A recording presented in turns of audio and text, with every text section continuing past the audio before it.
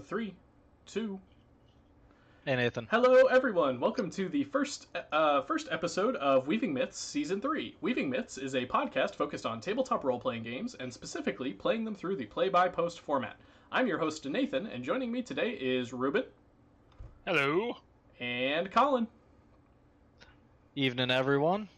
We are all moderators or administrators on Mythweavers, a play-by-post gaming website, and we're here to help you bring your game to the next level. If you're not familiar with Mythweavers, you can find it at myth-weavers.com. As always, we are joined by the impeccable text chat, which members of Mythweavers are using right now to ask questions and contribute to the discussion. If you too would like to be a member of the text chat, feel free to join us on the Weaving Myths Twitch channel every other Saturday at 8 p.m. Eastern Time. We're going to kick off this season with a potluck of questions that our patrons have given us to answer. We're going to very briefly cover most of these questions, but if you'd like us to go in-depth in a future episode on any of the questions here, let us know and we'll definitely consider it. So before we actually get into everything, I do want to take a moment to say, yes, we are live on Twitch. We are going to be doing video and audio versions of the podcast from here on out. So, yeah, thank you to everybody who is joining us on Twitch, and we are going to get this show on the road. Colin and Ruben, do you guys have anything you want to say before we get started? Not really. I got nothing. All right. So I guess it's kind of damn you for actually making me have to worry about what I'm going to wear on Saturdays. It's only for a couple hours. After this, you can change back into whatever you want. That's too much effort. You mean take off his clothes? No, I can't, because you see this window right beside me. I can't take off my clothes, especially because there's a Catholic church like a block and a half up, and I've literally seen nuns walking by outside. I mean, I may have been naked one time when I saw them, but I don't think they saw me. All right, well, how about we don't get us banned from Twitch with our first episode? But I'm working on it. All right, so we've got just a gigantic list of questions here that we're going to be answering. So the first question is, how can food convey culture in RPGs? Oh, man. How can it? Yeah, wow, this is a huge topic. One I use a lot. First of all, I wrote an entire treatise on brewing in D&D and what different races would have as different brewing styles and different beer styles. Like humans would be like the masters of the wild ales, whereas like Dragonborn would do like dark stouts because they'd toast the barley with their own breath. And like halflings would be good at IPAs because they like preserving beer. You could say a lot about a culture just by what kind of alcohol they produce. Well, and that's not even counting actual food stuff. Right, and then you get into the whole, like the elves make the super fancy, elegant, tiny dishes, and then the dwarves just have these huge, elaborate feasts that, spread out on multiple tables and feed hundreds of people, so... You know what? Speaking of dwarves, I take offense that dwarves... Well, not offense. I don't think dwarves should be all about ale. I think dwarves should be all about wine. For one thing, they live long, so they want something that lasts longer. For another, they live kind of up in mountainous regions, which are a lot better at growing grapes than they are at growing barley and malts. And C, you could do like a really... aged and fortified alcohol compared to beer. Like, to me, dwarves should be like masters of the port. I could see that. Kind of see that. I picture them more, if you were going to go something other than ale, I'd lean more towards whiskeys. Whiskeys, bourbons, stuff that you can really age. Oddly, I see that with gnomes. Because I figured gnomes with the propensity for, like, making contraptions would have been the first race to come up with the still. We can't mention gnomes. As far as Nathan's concerned, they don't exist. Well, that's in one setting. Gnomist. But yeah, I mean, as you can see, like, the moment you actually start thinking about what a culture or a person or an NPC would eat, you actually start thinking about them more deeply. I mean, like, domes exist. No, they don't. Stuff like that. When I started thinking about, like, well, what beer would dwarves really drink? It got me to think about dwarven culture in general and as a wider thing. That makes sense. And you know, that's true of any world building type thing. You want to pick one thing and focus on it. So like if you're trying to make the dwarves in your setting unique, maybe the food is the one thing you start with, and then you kind of expand from there and be like, well, my dwarves are different because blank reason. Um, there's also the fact that food, I think, is really easy to write descriptively, and so it's kind of a nice crutch for a lot of people.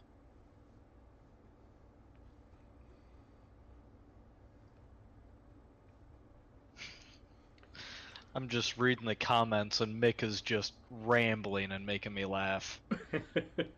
Yeah, somewhere I'll have to dig up the article I wrote because I've got a big old long treatise on brewing and D&D. Actually, I called it. Chimi, if you want a food description person, check out the Imager portfolio by L.E. Medesset Jr. He does food like it's a character in his book. It's crazy. So for tabletop, one thing I have done for some games is actually cooked a dinner that would match like the location they were in. Like they were in Sarlona in Eberron, so I did some more like sushi, like simple sushi and stuff like that to kind of just set the mood. Hmm. Like when I was, I had a game master that cooked for me. oh, I cook every week. I try to Last cook year every across week. the Well, I country. try to cook for my group whenever I can. Sometimes it doesn't work out, but so I guess let's go ahead. We're going to try and keep these answers pretty brief, but obviously, if you guys want to see more of any specific question that we talk about, feel free. There's actually in the Twitch channel, there's a suggestion box down below where you can put topic suggestions, and you can also obviously contact us in any number of other ways. So if you're interested in hearing about more of what we talk about in this episode, feel free to throw it out there. So the next question is, how can it be unique and add to the story without being another poison? This is also in reference to food. Well, I'm going back to fantasy, but what about Heroes Feast? What kind of Heroes Feast your cleric conjures could say a lot about your deity. Mm-hmm.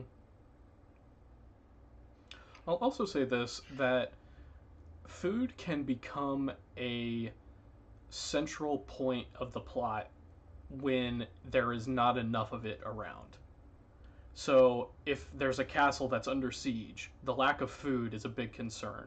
Or if you go to a city and they need help with something, like maybe a dragon is preventing them from farming, then food suddenly becomes a very important resource that you can use in any number of adventures.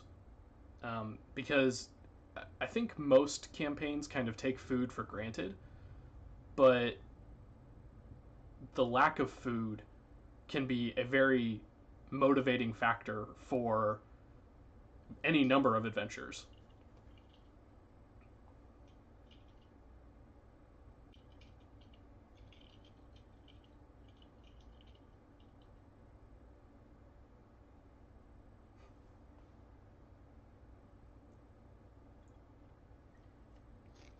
Colin, any thoughts you want to add to that? I honestly, the problem I've got is I stick more with the modern and sci-fi games, so a lot of that's already established or pulls from Earth culture. Well, the other thing you do in regards to those games is food then becomes like an early world games about trade. Right, right. I mean, food is something that every living being needs, and so trading it becomes food then becomes kind of a trade thing. Yeah. And then like in the sci-fi setting, it can become about the disparity of food. Like if you have a planet A that produces way too much food and planet B doesn't get any of that food, then suddenly you have this interplanetary conflict between the two planets that can be the impetus for an entire campaign. It's be like, well, our entire goal is to get planet B enough food to survive.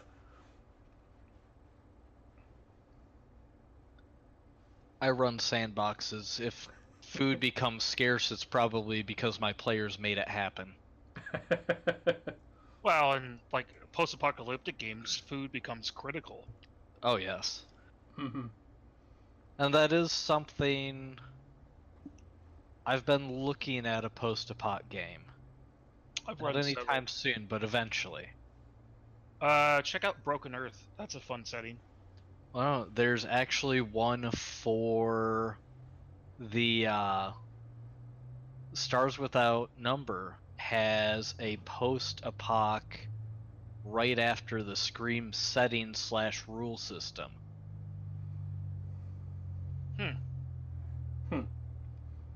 And I'm kind of intrigued to do something like, one of the industrial worlds when, hey, goodbye food shipments.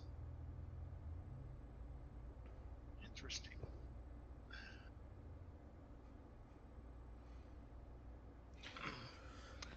Fighting that camera a bit, Rubes? Yeah, I'm trying to still. I suspect the cat kind of moves around every once in a while. I'm just trying to get it set up right. Okay, so our next question is we've kind of answered this question already in a previous episode. I would have to look to know for sure which episode we've answered it in. But the question is, what makes a villain? Oh yeah, And, did we do an entire episode on villains? Yeah, we did. There's a couple questions here that I do want to answer, but we'll probably skip over that one. And then I will refer you to the episode where we talked about villains, which was 7. An episode at some point in some season. I believe Ruben. Let's see. 7 or 8, I want to say. It was episode 9 of season 1. When we talked about big bad evil guys. Okay. So, if you want to hear us talk at length about villainy and what makes a villain, episode 9, season 1.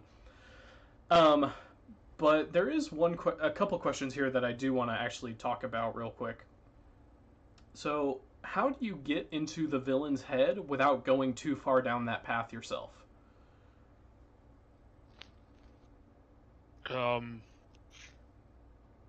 I just pretend the villain's played by Nick Cage.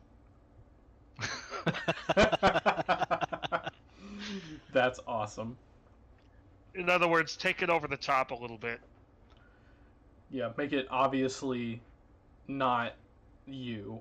Like, you have to separate... Like, I think that's true of any character, though. You have to separate yourself from your characters to a certain extent so that they don't become just an extension of you.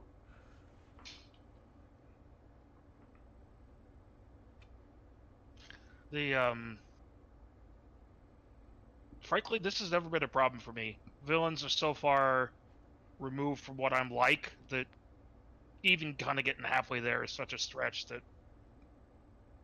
Right. It's much easier to say, well, the villain does this, rather than say, I agree with the villain, and I'm going to do that too. Well, half the times, I'm not even thinking of it from the villain's point of view. I'm thinking of it from the hero's point of view and what would make an interesting challenge for the heroes, and then just sort of make up a motivation to fit that.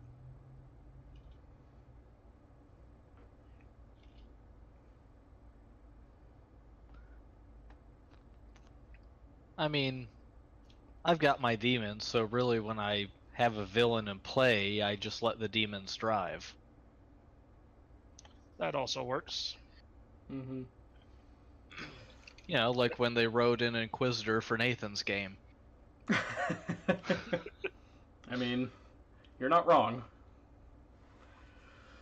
Well, that or sometimes if I just want a really unlikable villain, I'll just base them on people I don't like. That's a good idea.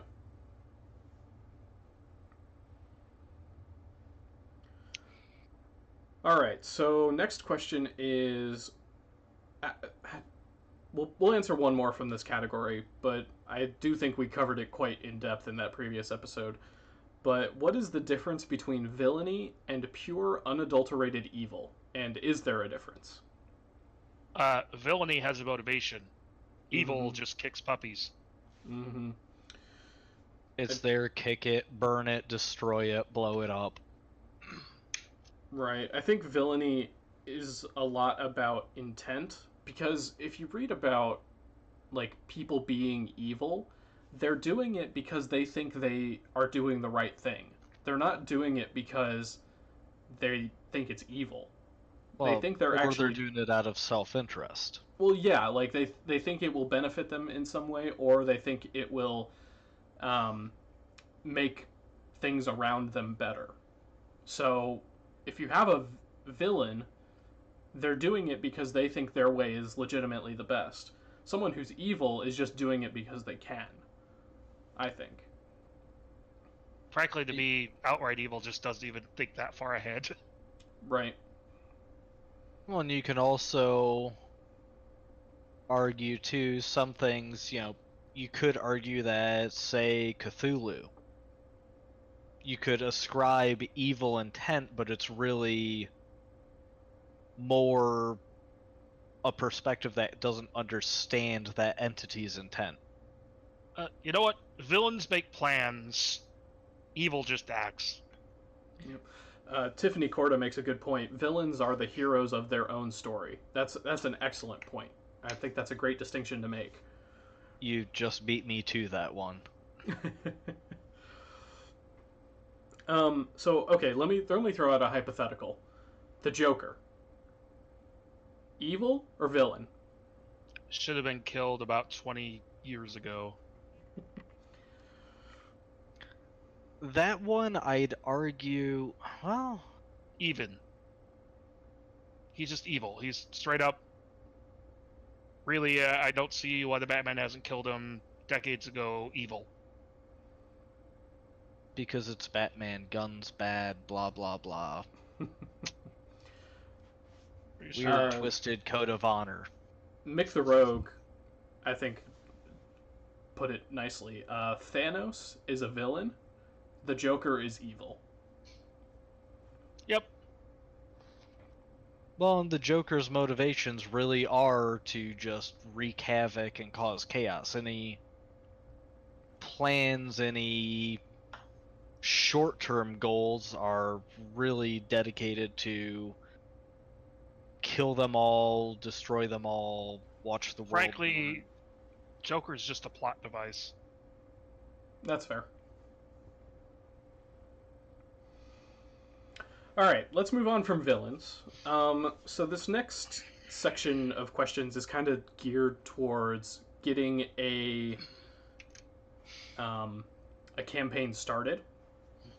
So the first question is, it's hard to start at level 1 and survive, yet all adventure paths, well, most of them, start you out at first level. A wise cleric could TPK a first level party with negative energy channels and inflict spells. How do you counter this, and should you?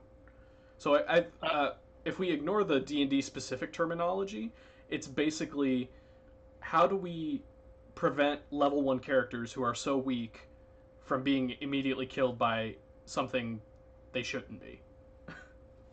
I just don't start my players that low. If I do start them that low, I make sure they go in with the understanding that, oh, your adventure is great. That doesn't somehow make you capable of tackling everything you run across. Mm-hmm. As long as I start the game with them aware that, they're just in the story. Yeah, they're adventurers. They're better than the average commoner. It doesn't mean they're going to be able to take on anything that they see. I mean, for me, if I'm running the game, well, and if you're running like an adventure module, it's because I like the storyline. I want the storyline to work. I can't do that if I keep killing the characters every so often, so I just make the starting characters more powerful.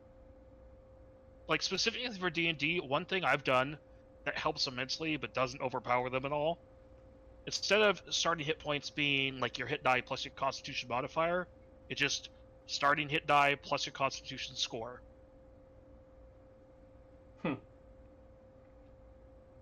At first level, that's a huge amount of extra hit points. By about level 4, you don't even notice. Yeah, I could see that.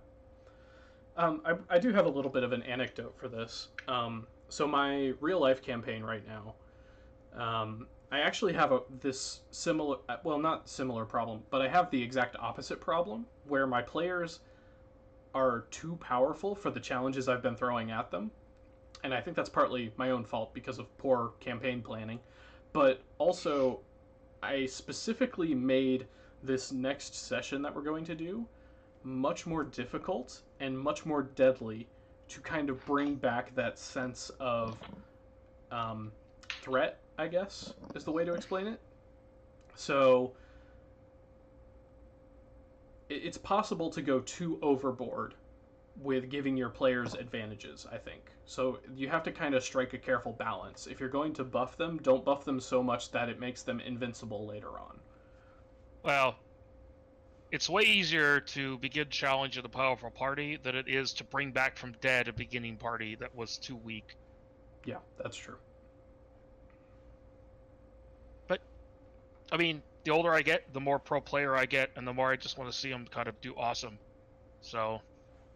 It's because you're nicer. Maybe I don't have as much to prove. Alright, so this next question kind of encapsulates the next two questions. So, you meet in the bar is a cliche. Do you allow your characters to form bonds before the game starts? I insist on it. Yeah, I would agree with that. Unless it's specifically like zombie survival and I want it to like increase the tension. For the most part, yeah, you start out knowing each other. In fact, give me some good bonds I can exploit. Mm-hmm. So, Colin, how would you do something like that in a sandbox type game? Refresh me. Sorry, I got distracted by a new join ping on our server. That other, yeah. Yes, the Mythweavers Discord server. That still happens too. So many screens. You meet in the bar as a cliche. Do you allow players to form, or player characters to form bonds before the game starts? And how would you do that in a like sandbox setting? Well, usually a bar is involved. I mean, frankly, I love you meet in a bar. You know, it's not. I don't do the so you're all in this bar, okay, and you've all known each other for years. I don't do that. But so. You know what's even better? A bar fight. Yes, but I mean, especially in Mythweavers games, just because unfortunately we do have to select players and cut out some people. Usually it winds up in a bar because it's a good neutral setting to get a feel for writing styles, watch how the players' characters interact, all that. I love having pre-game in-character stuff because it just lets you get a feel for everyone. Right. The last couple games I've run, I've done this, where I've done like just a free roleplay thread where people can post as they please, and I like doing that too, especially as I'm doing applications. Right. It's only stressful when you've got something like the rubric of death that Nathan uses. Well, and then you're all talking in the in-character chat, and you're, oh, okay, I think I'm okay. You know, I'm a 24. I should be okay. And then, oh, hey, let's extend the application window for a week. No comment. So Chibi also brings up a good alternative, the Market Square during the festival. Really, Yeah. there are like multiple variations on We Meet in a Bar. I've done Meet during a bank robbery for a modern game. I wouldn't even call that similar. I'd call that creative and completely different. Mhm. Okay, well maybe not. You meet on a voyage for like a steampunk or a something other game. Yeah. Like I like that one a lot. Starting on like a ship or an airship of some kind, like everybody's going to the same place. Mm-hmm. I've also had like for a D&D game I had, you meet after failing your first adventure. Hmm. So I let people figure out why they failed the first adventure upon their first meeting. Hmm. Sort of a plane crash. I mean, Only for Tiffany's contribution of hiring a hall is, reasonable. Chimi, everyone has taken a job as a caravan guard. Reasonable. Actually, half the time for stuff like that, I like starting the entire campaign with roll initiative. Yeah. That kind of sets the tone, like right out of the gates. It's like, roll initiative. You're in trouble. Yeah.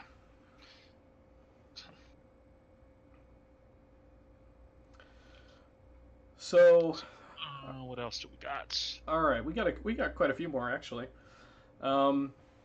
So this next one is kind of focused on Discord, which is growing in popularity on Mythweavers. I don't know if people really know, but we have over 700 members on the Mythweavers Discord server, which is just an insane number to me. Like, I can't wrap my brain around that.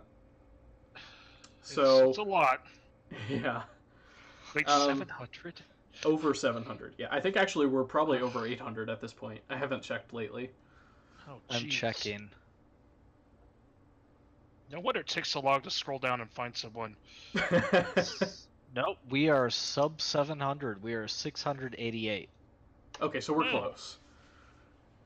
The last purge was thorough. Yeah, it was. All right, so let's talk about what are some of the pros and cons of hybrid games. And when we say hybrid games, we mean a game that is recruited for on Mythweavers, but the primary play takes place on like Discord. I've never run one. Pros, combat's a lot faster. Yes. Con, you have to actually have players who are in roughly the same time zone. Yeah. Or who have roughly similar off time. I mean, frankly, most of the cons, or most of the pros, are about the same pros you'd get with a tabletop group. Speed's faster, more immediate response, you can hear voices, you can use maps because you can use map tools and stuff like that. And the cons are the same cons of why you can't play a tabletop game. Yeah. There's more flexible scheduling and that sort of thing. Right. Well, you don't have to do it with voice, though. That's true. You can do it with type. I mean, we've had... I think it's still running. Because we've got a few game tables on the main Mythweaver server, and... No, it looks like it... I think they're on hold, but Basil, Call Me Fate, Sarah Hawk, and Ambika have been running a text only, and that has been something. Food is arriving. Everybody wave. Everyone wave. You're part of a permanent video recording. Could I get another beer since you're here? Oh.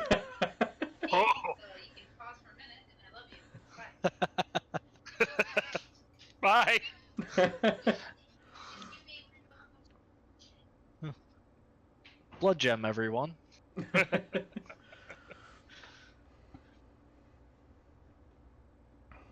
Anyway, though, the game that they've been running on the Mythweavers Discord server has been all text, and they just run it through the day as they can post. Yeah. Which case, then it's a lot more like a just an accelerated play-by-post. Effectively, yes. Yeah, my biggest... dramatically accelerated.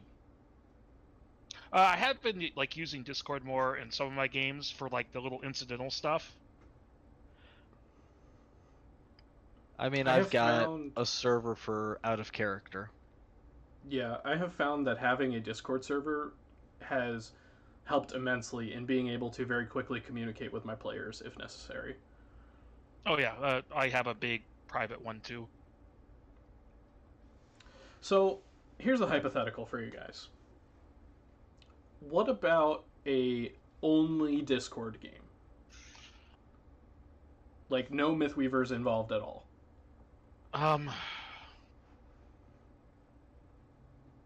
It's basically a tabletop game. You'd have to be really good at pinning stuff, and probably have a Dropbox or some other way to share, like stuff like character sheets. Colin, you're muted. No, I put push to talk on so I could eat without. Yeah. Oh. And then I promptly forgot I did it. I think, and now that completely derailed me. Damn it. All right. Well, if you think of it, we'll come back to it. I wouldn't bet on it. But I wanted to throw the idea out there because I know Mythweavers is and will always be a play-by-post first website. But with more and more people moving to Discord, it just seems likely that at some point we'll see people start to do Discord-only games, like recruit directly from the Discord. I will counter-argue the Mythweavers existing primarily as a play-by-post website. Well, that's because you know what's coming in the future. Well, it's not even just that. I mean, there is the future. Spoilers, folks. But I mean, 80% of our active user base is sheets only. They never talk in the forums, and that's not a bad thing. That's true. That's not a bad thing. I would argue Mythweaver's primary purpose is a character sheet repository. I think we do that well. I don't think that's a bad thing. I think we're still gearing up for the next version of character sheets to make the back end better without changing everyone's stuff. That's the important note. Nothing is going to change that the players see. They're not going to have to make new sheets. The coding's just going to get a lot better. Mm-hmm. And it'll also let us upgrade the sheets easier. Because there's some of those sheets I coded early that, man, I really I want another big run at. So, okay, I might be a little too young for this one, but is Discord the new Mush, Mux, or Mud? I have no idea what those are. Multi-user dungeon. Multi-user... Oh, I forgot what Mush stood for. So, way back in the olden days... when floppies were 5 inches. Yes, and we had to dial in with the telephone. How I can hear the modem sounds now. How they haunt me in my dreams. They were basically MMOs way before there were MMOs. Oh, So you would gotcha. have, you'd have a simple. It's like a text adventure. It's like Zork, a multi-user like Zork, but it also had a chat feature. No, yeah, they might be. But I don't think the old ones are ever going to die, just because there are so many hardcore people who still like playing them. But as we get more and more advanced bots, I could totally see running a full-on mud using nothing but Discord. In its current state, I would say Discord is not one of those. In the future, there is no reason why it couldn't be. All it takes is one bot to do it, and to do it well, and suddenly Discord is like the place to do that. Up until Valve buys them.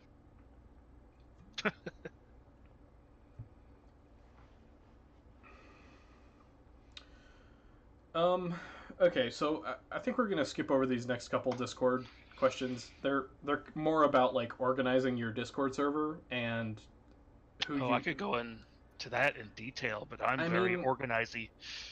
I don't think it would be very thrilling content. Yeah, I think ultimately for those two questions, it comes down to organize it the way you want it organized and let in the people you want in. Like, that's ultimately what it comes down to, I think.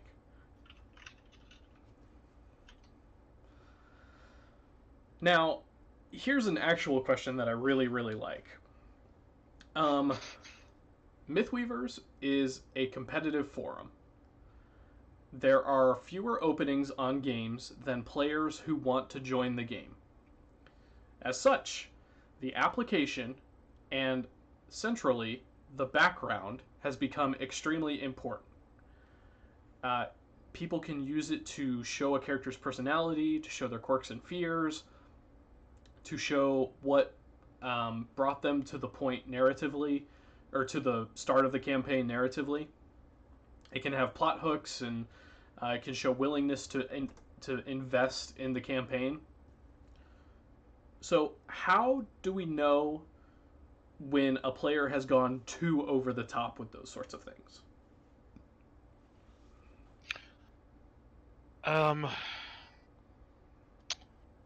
I would say a good application process shouldn't take somebody more than a couple of hours. And these days, the more applicants I have, the less I actually want to read. And so, you know, if you're a good writer, you should be able to convey everything you need in 500 words or less. I believe it was Mark Twain once said, "I didn't have the time to write you a short letter, so I wrote you a long one instead." Yep. That speaks volumes to me. If you cannot express everything you need to express in a time-effective manner, then you've gone over the top. Well, and I think one of the things that not a lot of people think about, but I certainly do, is because it's a forum and it records all your past games, it's really easy to go back and see what a player has written for a past character. Now, it doesn't work for new players, but for anybody who's been around the site for any length of time, one thing I always do is go back through their history and see what they're like when the game actually gets going. And so for a lot of times, like my new format, if you're an existing player, just provide me a link to a few of the games you think you were good in, or a couple of good passages. If you're new, then you have to give me a writing sample. I think, too, when it comes to the character background, the character description, especially in the systems where you're going to have a lot of applicants, so especially D&D 5th Ed, Pathfinder, I'm sure eventually Pathfinder 2, and to a lesser extent 3.5, you gotta, as a game master, you've got to set some, not necessarily strict boundaries, but say, you know, roughly this many words minimum, roughly this many maximum. Give them a feel for what you're looking for. Don't, if you leave it open-ended, you're gonna get some novels because they're trying to figure out what you want and you haven't told them. And that's not their fault, that's the game master's fault for not specifying. Been there, done that. Oh, we know. And now the rest of Twitch knows, but yes, we know, Nathan. That's alright. So, the next question is, when is a character overdeveloped and leaves no room to grow as a character? Um, it's a I know, little like it's a tough one. por- It's like... it's like defining pornography. You'll know it when you see it. I mean, that's one way to phrase it. I mean, but you're right, though. It is kind of one of those things, like, you'll know it when you see it. There's no rule that says if a player does X, then their character is overdeveloped. There's no, like, hard and fast rules for that sort of thing. I would argue that, especially for lower level games, if it's a first level character and their background involves multiple military campaigns and, you know, before the military, you know, they got on a couple of misadventures and what, they're probably overdeveloped for a level 1 through 5 character. True. Unless your name is Old Bob the Porter, who was like the porter for like a couple of adventuring parties, then joined the army as like a scrub boy, and now at the age of 70 is starting his first adventure. Finally got enough experience. I think a good rule of thumb is if a character's backstory could be its own campaign, then they're overdeveloped. I would even...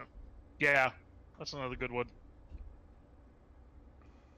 To me, if you can't summarize it in 500 words, too developed.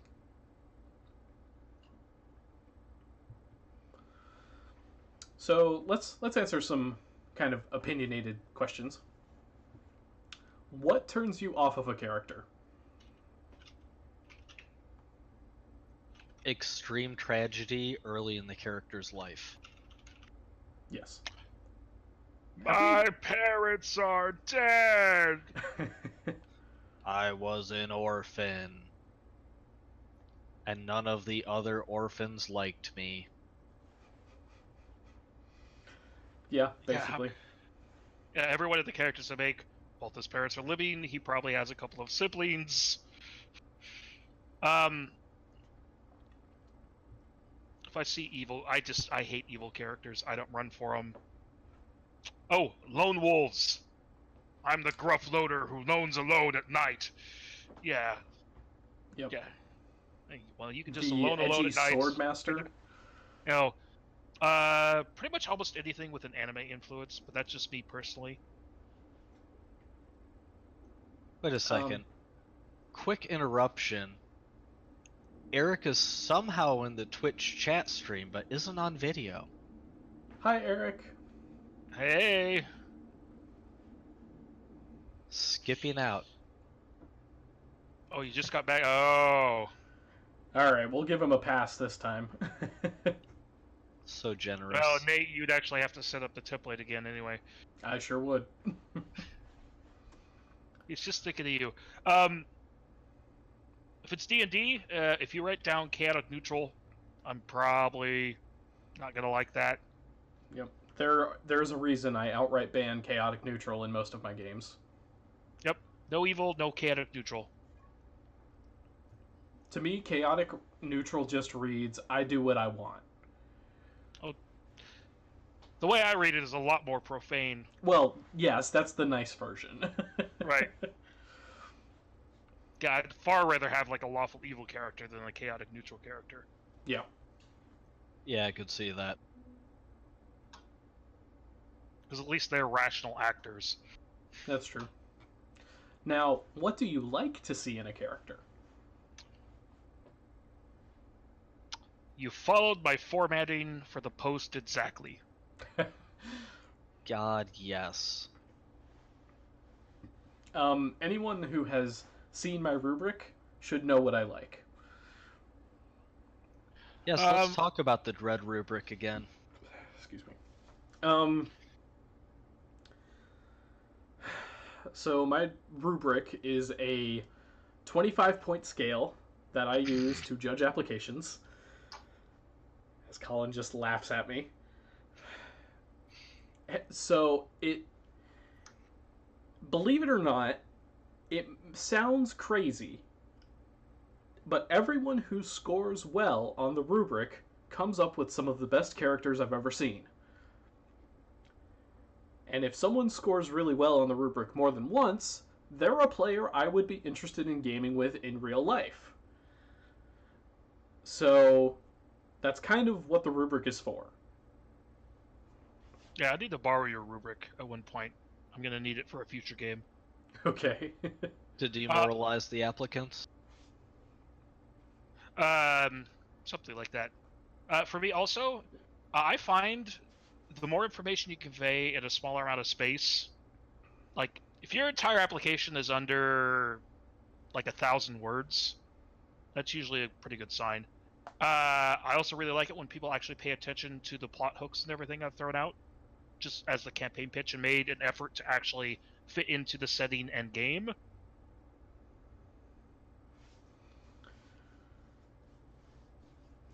Now, I will say this about the rubric. I have told people before, and I will tell people again, a perfect score on my rubric can be obtained with 20 sentences. It's never been bribery. done. It's Challenge never been done. accepted. It's never been done, but it can be done. Yeah, well, I have my own kind of private point system. Mm-hmm. It's like a 50-point scale. Not following the formatting that I asked for is minus 30 points. Wow. I mean, for me, not following the formatting is you're not even eligible to play. You couldn't read the character application guidelines. Right. Yeah, read the directions. Oh, you know what? I really like it if, like, people actually mention their family, or, like, just some mundane thing. Mm-hmm. If you're doing D&D, like, what do your tool proficiencies say about you? I mean, I love the family. Future blackmail is always nice. I don't even usually use it for that. It just says to me that you thought more about the character than what their class happens to be.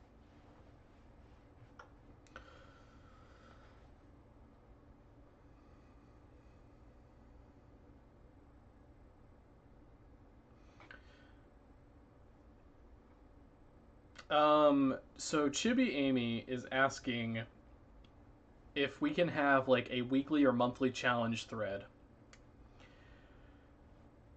And I like that idea, but I do not have the time to maintain it.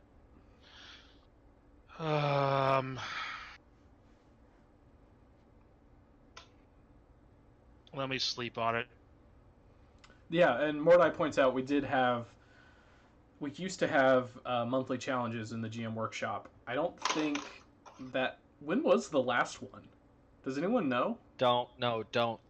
It's going to be a long time ago. We're going to feel old. 2015, I want to say. Oh god, was it that recent? So anyway, I will also ponder the idea. I have also considered setting up a character workshop of sorts, where people can just throw character ideas out there and I will grade them on the rubric. That might be more feasible at some point. But bringing back the monthly challenges, I don't know if that's in the realm of possibility at the moment. I have thoughts not necessarily towards that, but I've got thoughts towards the future for things like that that I can't discuss yet. Okay. Because spoilers. Right. Alright, let's do one more question. When should you move from a narrative background to a bulleted list? If more than 6 things happen to you. Yeah, give me the highlights by that point. Yeah, that's a good point. If you're gonna write 5,000 words for your backstory, give me a bulleted list first, and then I will decide if it's worth spending the time to actually read it. Yeah, So yeah, just something for players in general. Think about how long it takes you to create one character application. Now think how long it takes us GMs to read 30 of those. Hell, we're gearing up for a creative writing contest. I mean, we're gonna have to read all those. That's true. Well, now I'm gonna let Mr. Whiskey read most of them. All right. So One thing from the chat, real quick, relating ahead. to the writing challenges, all that. Unspeakable. You are not allowed to submit any characters from real tabletop sessions to any challenge Nathan is grading, or any of us are grading. I've had to play with your table, like at the table characters before. They're horrifying. Hilarious, but horrifying. We're not doing that to the site staff. That's awesome. Oh, you know what? And if we can do like a theme writing, I know the one I want to judge is going to be paladins.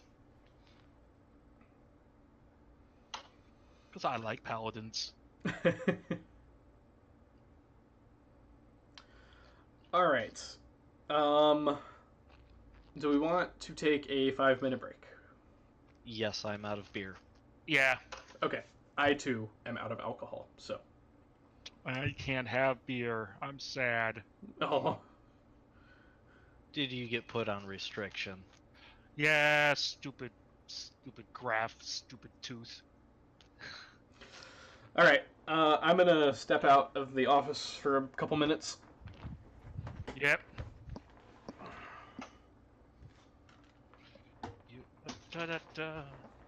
Oh, if you're watching the YouTube recording of this, feel free to skip ahead by about 5 minutes. Or if you're listening to the audio podcast, this will be edited out. So bye.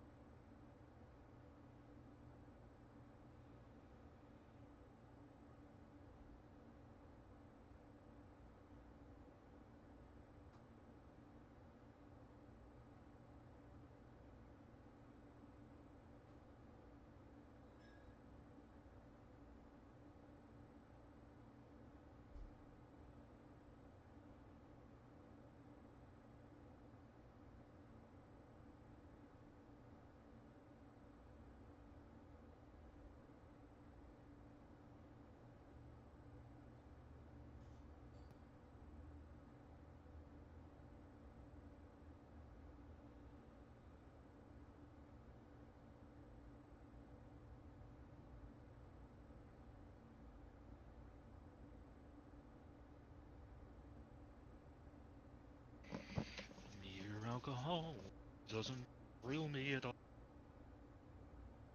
Tell me why it should be true that I get a kick out of you.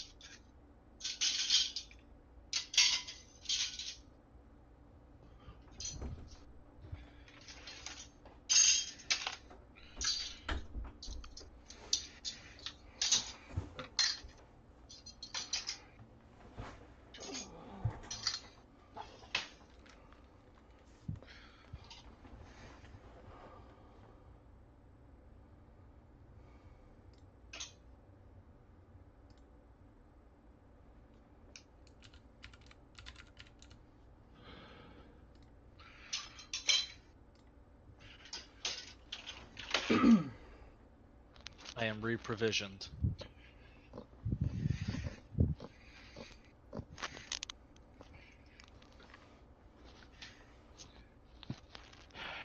Oh, yeah. I guess people can't see me in the kitchen. I'm jealous that yours is so close. Oh yeah, it's not bad. The fridge is pretty much behind that bookshelf. So what you drinking, Ruben? Coca-Cola Zero.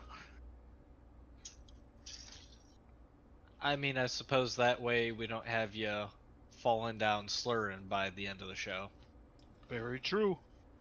Next time we will do intermission music. That's a good idea. Oh, yeah.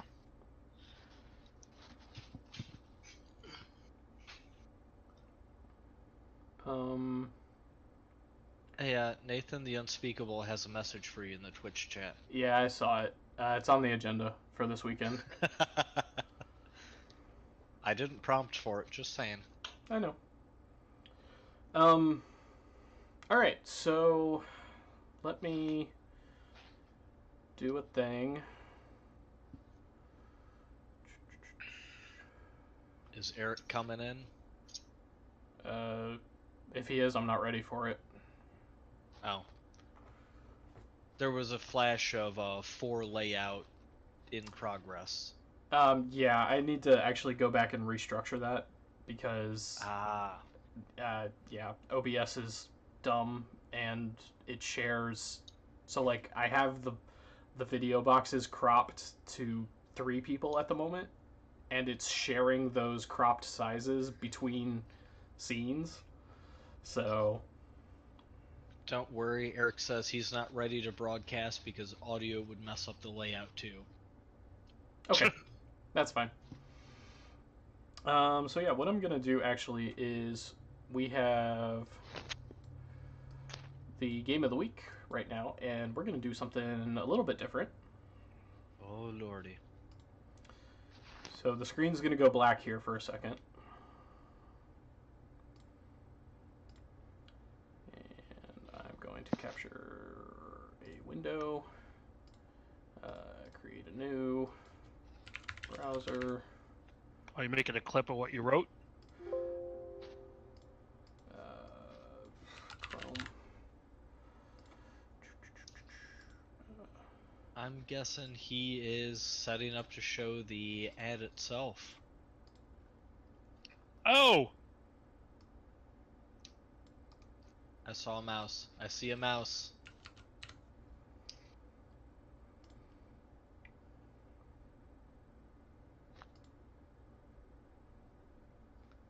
This might work. I don't know.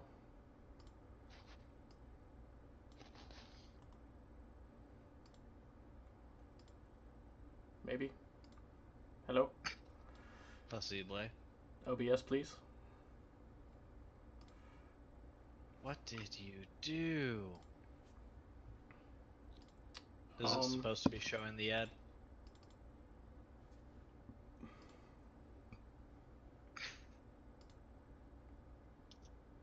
Just more thrilling content. So bear with us. This is the first episode. There was bound to be With at least one technical difficulty.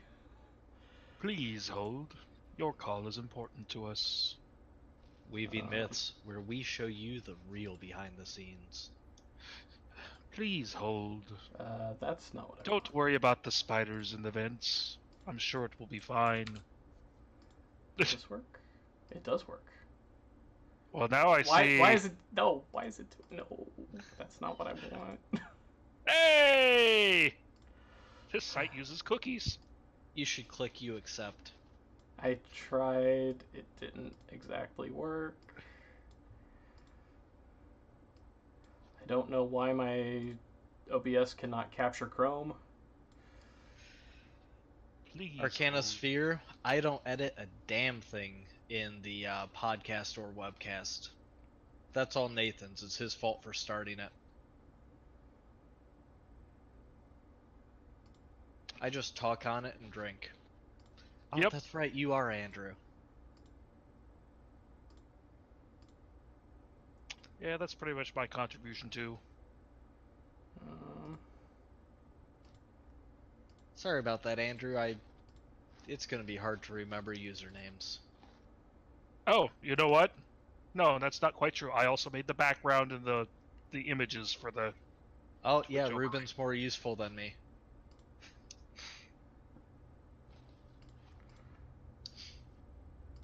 Please hold. Your call is important to us.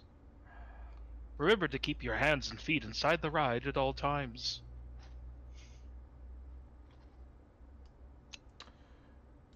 Okay. New plan, slightly. You know, Nathan, if you had some facial hair, this problem would have been solved already. I will point out, no, Amy, he doesn't need a fake beard. He needs to grow a real beard. He needs to join the rest of us in the glory. That's not gonna work. Okay, What I will try and get it working next time. Well, we saw most of it. Yeah, I'll try and get it working next time. For the moment, it's not working, and I don't know why. So anyway. This week's Game of the Week is Rappan Athuk, a D&D 5th edition game being run by none other than B. Watford. It wouldn't be a Weaving Myths if he didn't get a Game of the Week every season. Rappan Athuk is a legendary mega dungeon by Frog God Games and Necromancer Games. To quote B. Watford, it is nothing less than a good, old-fashioned 1st edition dungeon crawl updated to the 5th edition rule set. The players of this game are in the service of the Great Downward Engineering Company and have been tasked with exploring Rappan Athuk in its entirety. The characters for the game will be starting at 3rd level, which I personally think is a sweet spot for D&D 5th edition. It's when the characters are starting to come into their own as heroes and adventurers, but aren't quite ready to tackle every challenge thrown at them. If you've never applied for a B. Watford game before, I strongly encourage you to do so, for no other reason than to have the experience. B. Watford's character creation process is one of the most detailed and mind-bogglingly awesome experiences you'll ever have making a character. Even if you aren't accepted into the game, it's still worth doing. The application period for Rappan Athuk ends on August 25th, so there's plenty of time to get in an application. And knowing B. Watford, you should definitely apply. Next time, I will make sure that for the Game of the Week, we have a proper, I can show the ad. So, yeah, I'll figure out how to make that happen next time. So yeah, now it is time for the free-for-all. If you're not familiar... You know, alternatively, there is also just... I mean, you're not wrong. So the free-for-all segment of the show is back again. It's in this segment of the show, we're going to open the floor for questions and answers. This time from the text chat, rather than a list of pre-created questions. We're also going to allow me and my fellow casters to talk about anything we'd like. As always, this is going to be pretty unstructured, but it gives us the freedom to talk about things and still answer questions as they come in. So before we get started, we have the mandatory question. What's making us happy this week? We will start with Ruben. Oh, man. So the Wayfighter's Guide to Eberron dropped for 5th edition, which is awesome. It's got the updated rules for Eberron stuff. And, oh man, am I going to run a game in that setting.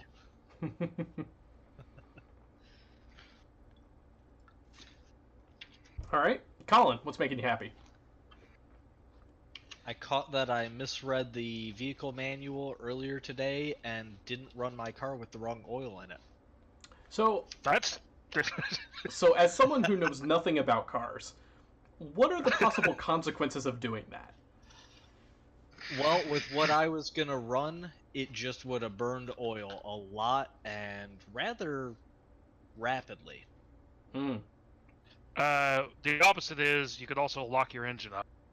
Yep, if you put in a thicker mix when the engine's supposed to be running on something thinner. In this case, it was thinner when it should have been thicker. Gotcha.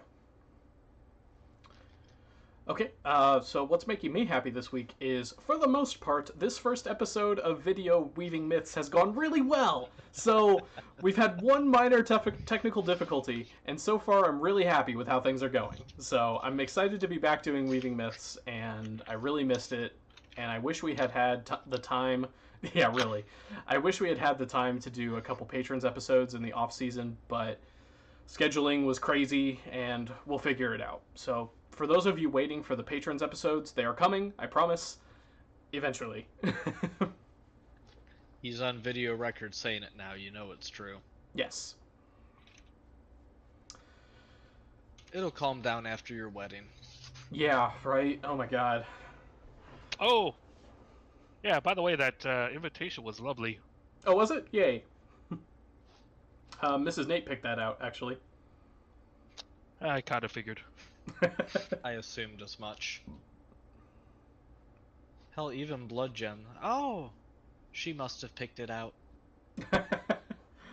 Gee, thanks, guys. I know who gets all the credit now. Well, I mean, we like her better too, so. That's fair. Hey, you know what you should do for the wedding, though? Grow a beard. You know, to be honest, I've actually tried to grow a beard. Does it multiple come in times. And it doesn't grow in thick enough. It's too patchy. So That's fair. I mean, genetics are what they are sometimes. Yep. I could That's probably grow a pretty killer mustache, but beyond that, that seems really unlikely. That's Yeah, fair. I'm a little patchy, kind of. Right there. I can go a wicked, really long, though, like the heavy metal bassist goatee, though. I can do a good one of those. I won the genetics lottery for the beard thing, so. Yeah, the weird thing is my dad's super freaking hairy. Like, he's got the full-on Selleck mustache. He can do the Civil War mutton chops.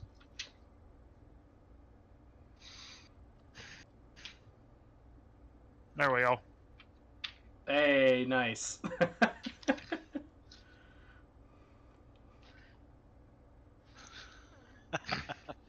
You know you're a graphic designer when.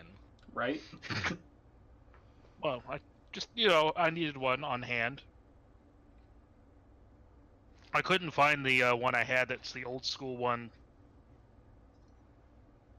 Can you get a tattoo beard? Is that a thing? Actually, yeah. Some Yes, people you actually can. do get a permanent 5 o'clock shadow, like, tattooed. I saw that moment of contemplation. No, it was more like, why would anyone ever?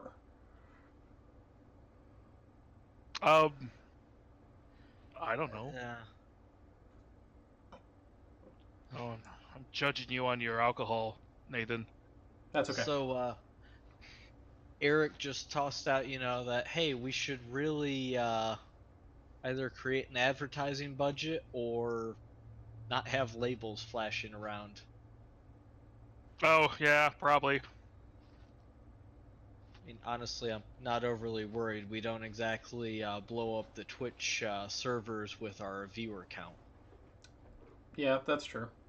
Not saying we don't love you all, just, we're not pulling in hundreds of viewers.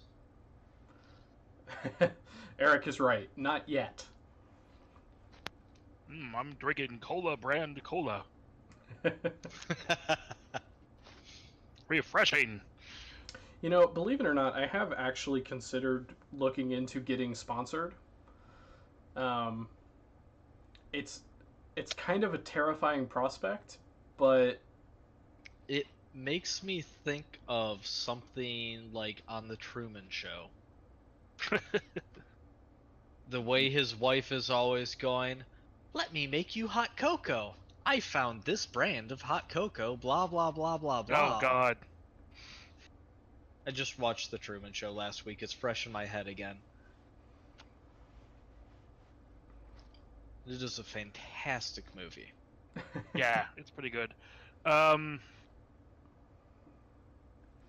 I mean, there are plenty of people out there who we could consider getting to sponsor the show. I mean, like we could get Audible, Squarespace. I mean, you know, we don't have a small viewership. We're not like one of those podcasts that gets like one listen every week. We get like, I mean, we get probably at least 100 listens per episode. So it's not like we're small. Minimum. I think the first episode of Weaving Myths has like almost 500 ish, somewhere in that range. Define first episode, the real first episode, or what we're calling the first episode? The real, episode 1. Oh, thank God. Have we nuked episode 0 yet? Can we nuke episode 0? Did you really want to nuke episode 0? God, yes. It couldn't have. Okay, it can't have been that bad. Nathan, it's us talking and you telling everyone what we said because we didn't even have group audio working. That's why it's episode 0. And responding to the chat, Unspeakable, if we got sponsored, I'm not the one that needs to be muzzled. It just means we could never have David on the video chat. Hmm.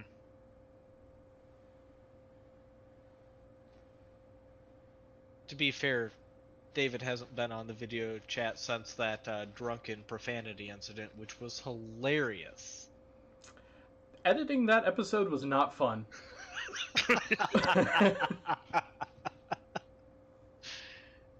Editing that episode was fantastic from what you told us. Oh yeah, it was the best. You shortened, what, 20 minutes from that episode just from filtering language? Yeah, basically. Wow.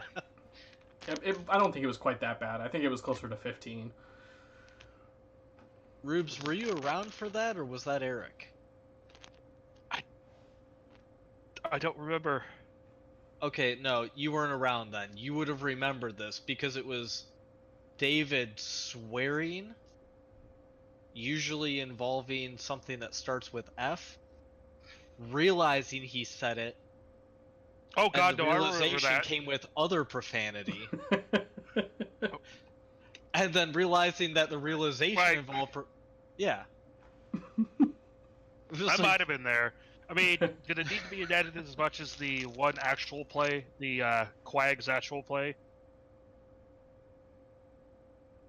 What? The steampunk gangsters we did, the actual play.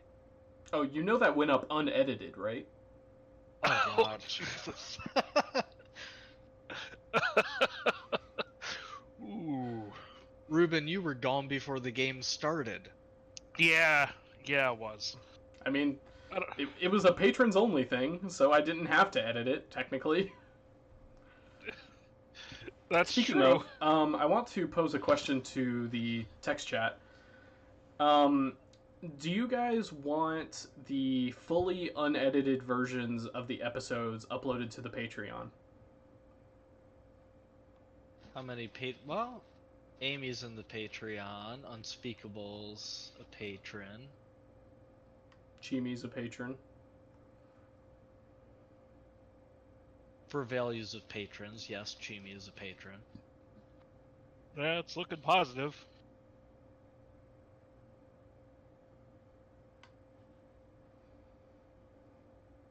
Amy values us so much that she doesn't even watch the recordings. She wants it live. That's fair. Damn, what are the... Hey Nathan, Yeah. are those Magic the Gathering boxes on that bookshelf back there? Yes, they are. Ah, I knew it. Yep. I've got. Let me see if I can line up my finger. So, up here is all my fat packs and commander decks. Down here I've got all my like RPG books, and then down here I've got my actual booster boxes. So, yeah, this shelf here is most of the gaming stuff I'm using right now. There's like more there, and then behind the entryway, and then for cards, I've got... Here's 3 of the current ones. These are the stuff I'm using right now. I've got 7 more of these in storage. See, I'm trying to get rid of all my boxes like that. I actually need to take them over to Star City and just sell them. And this is just all nothing but decks. See, I don't have... Well, no. I've got a couple very basic decks somewhere in the basement. Yeah, no, somewhere in the basement there's still a couple Magic decks. Well, you know what else has really been making me happy too? The Magic the Gathering Arena beta. You know, I've actually been playing that a lot, and I've really been enjoying it. I did not expect I would. Oh man, I love it. I could actually draft. I love drafting. Hey, guys, real quick. Just like to drag your attention to Tiffany's comment. It's like a Mythweaver's Cribs episode. Oh. It sure is. I mean, like, over here I've got Mrs. Nate's desk. All of her, like, craft supplies. I think down here I've got just, like, a box of keyboards and stuff. Up at the top of this shelf is where all my playmats are. Behind the gate over here is where my cat litter boxes are. Oh, see, that's one of the cats right there. That's the kitchen. That's the big mess of all of our con badges from over the years. Yeah. Oh, there's my fishing pole. I have no other place to put it. Unspeakable Mrs. Collins' machine shop is in the garage. That's not in the house. Oh yeah, and up there, that's a Seth Thomas clock. 1816. So you can't even see any of the stuff in the office here, because, alright, so Blood Gem stuff is over here. Gaming books are out of camera over there. I mean, See, the I don't have a motherboard we garage, just pulled out so of I Blood can't Gem's store computer, stuff in a that's here. garage.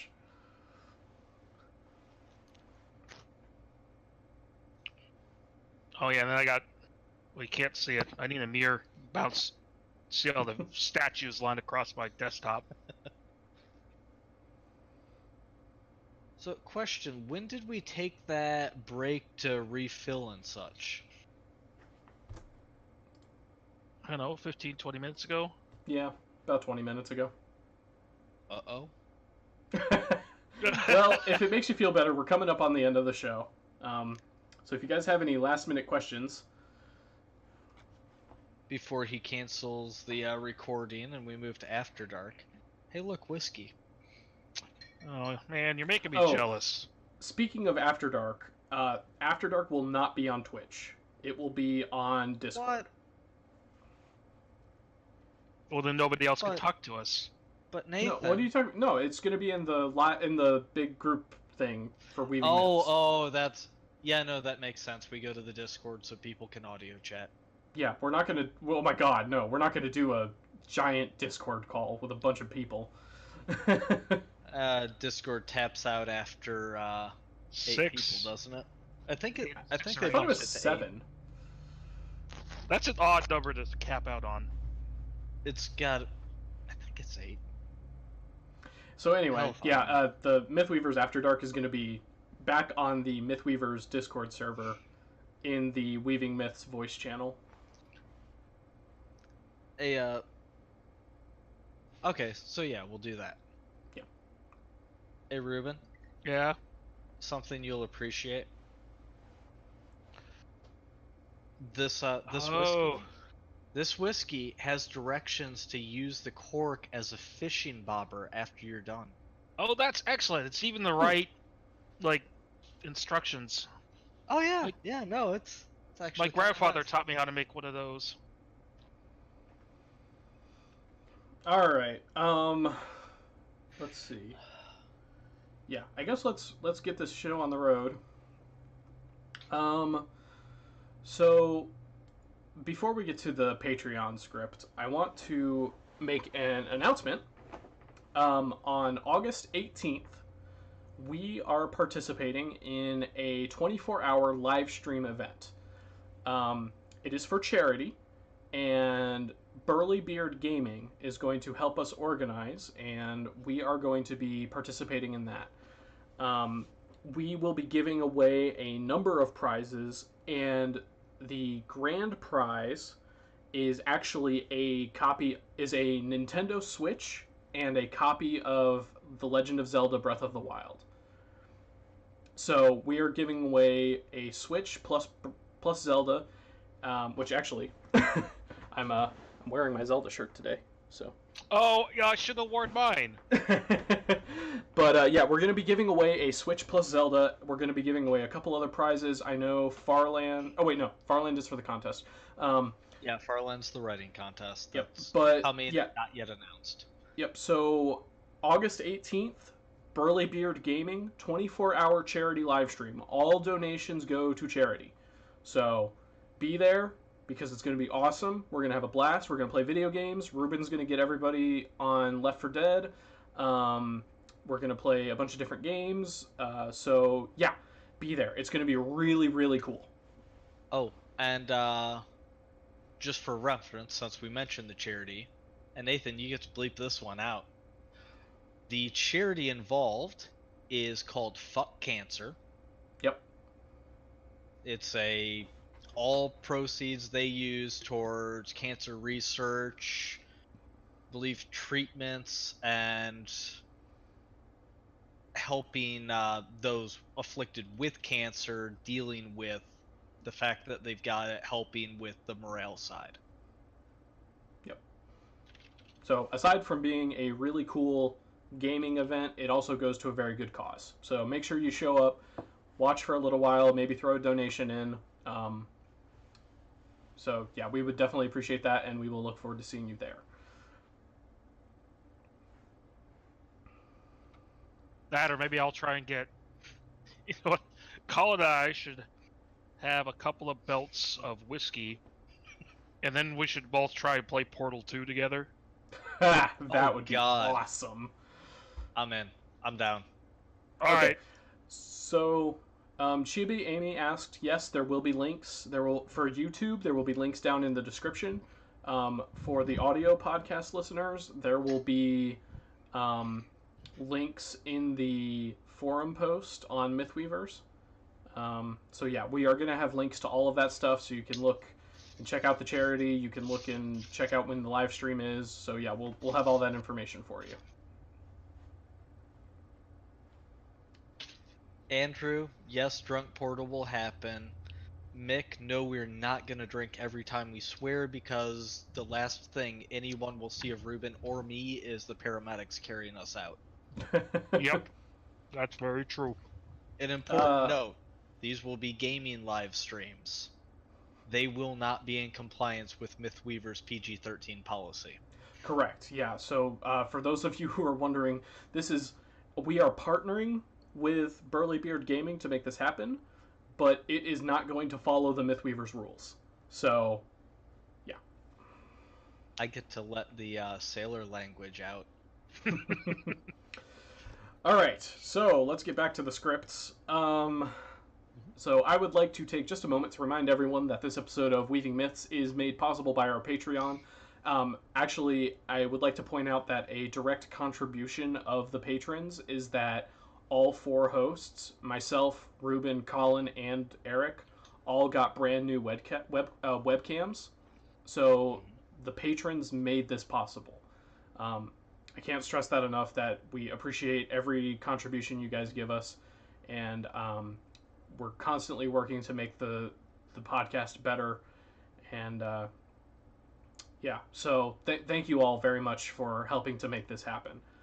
So for those of you that don't know, Patreon is a method for content creators to gain income through the support of those who consume the content. Our Patreon offers a multitude of ways to support the show, and you'll get awesome rewards for signing up under any of the tiers. Contributions start at as little as $1 per month, so it doesn't take much at all to show your support. You can find our Patreon at patreon.com/mythweavers. All contributions to the Patreon go to paying for online hosting of the show and supporting Mythweavers, the site that we are all staff members on. I already mentioned this, but the new video format that you're seeing now was made possible by our incredibly generous patrons. One last thing I should note, Weaving Myths is, always has been, and will always continue to be free, and signing up for the Patreon is never required, but we do appreciate everyone who signs up. Full episodes are always uploaded to SoundCloud within 2 days of the episode being recorded, and all normal episodes will always be available for download or streaming free of charge. Before we go, I have a couple shout outs for patrons who have contributed at the $15 or higher tier. So John D, Amanda C, Michael B, Brendan M, Claire F, Amy G, and Christopher M. Thank you all so much for your support. You guys made this video podcast possible, or you helped make it possible, so we appreciate everything we do. Or we appreciate everything you do. So thank you everyone so much for joining us today. It's been a blast, and we appreciate all of the comments and questions from the text chat as always. I'm Nathan. I've been joined by the magnificent Ruben. Hi. And Colin. Pleasure as always, folks. So thanks for listening, and keep on weaving those myths.